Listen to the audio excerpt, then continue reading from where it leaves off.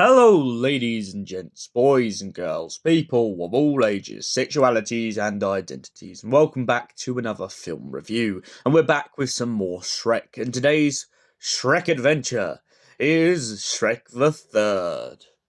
So sit back, relax, grab some popcorn as we get into the story. Harold has passed away, R.I.P. that frog.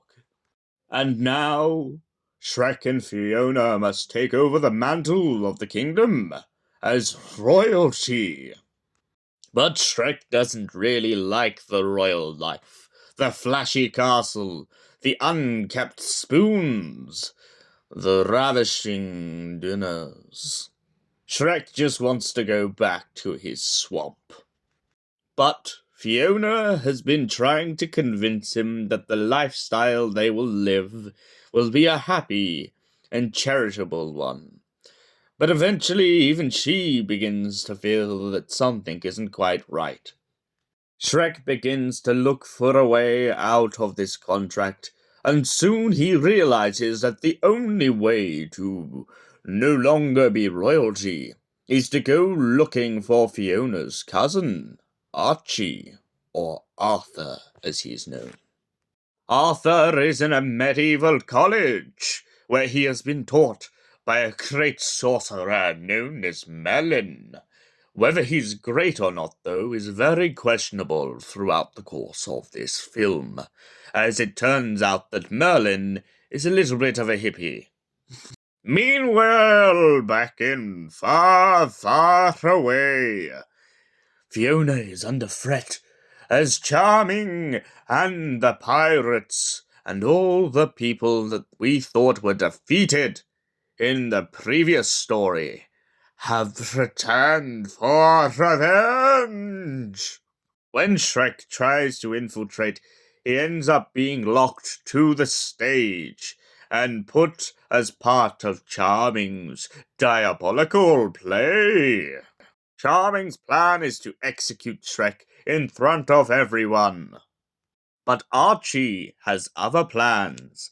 Archie manages to convince everyone that there is a better way to life than to be a villain. Eventually, he ends up with Captain Hook and a lot of the other fairy tale creatures on his side, and Archie finally takes up the mantle of King Arthur. So, Shrek the Third, what did I think of this story? It's a very, very interesting, funny, and witty story.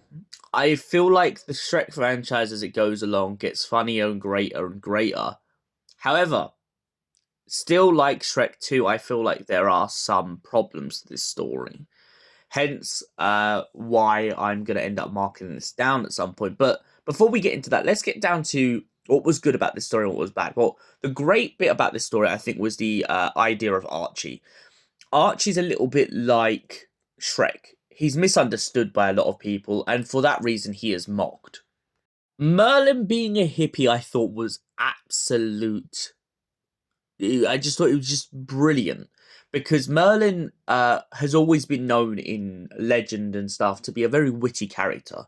I mean, if you look at Sword in the Stone, or you just look at the Merlin series itself, Merlin is always portrayed as this kind of noble man, but in reality, he's a silly man.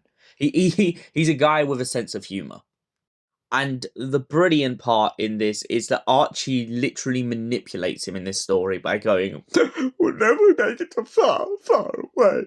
And then Merlin manages to whip up a storm and send them on their way. However, going back into what I thought was bad is a bit like what I've said in the previous story. I love Puss in Boots, I love Donkey, I love Gingy and all the fairy tale creatures, but I do feel like a lot of them don't get enough time to breathe in these next few films. I feel like these are films where they could have had much more screen time. I mean, Shrek's story's been told if you think about it. He met Fiona, he fell in love. yada yada yada. They went to Kingdom, now they live in the swamp. Either way, their story is kind of roughly settled. Whereas it's like Donkey and the rest of them, we don't really know much about them in these films. We just know that they're kind of like companions to Shrek. One of my favourite moments, though, however, in this story, even though I've just said about the background thing, is how the fairy tale princess get an absolute buff in this story. Fiona is kind of having the equivalent of a baby shower, and all of a sudden, the place gets invaded, and all the fairy tale princesses just become absolute badasses. I also love the betrayal that happens because Charming is now madly in love with Rapunzel. But I love how that backfires down the line. So, what do I give Shrek the Third out of 10? Well, as I said, there's quite clearly some things that could have been improved, some things that were brilliant. And for that reason, I give it at least an 8 out of 10. Thank you for watching, and we'll see you in the next film review. Till then, goodbye, stay beautiful, and have an incredible day.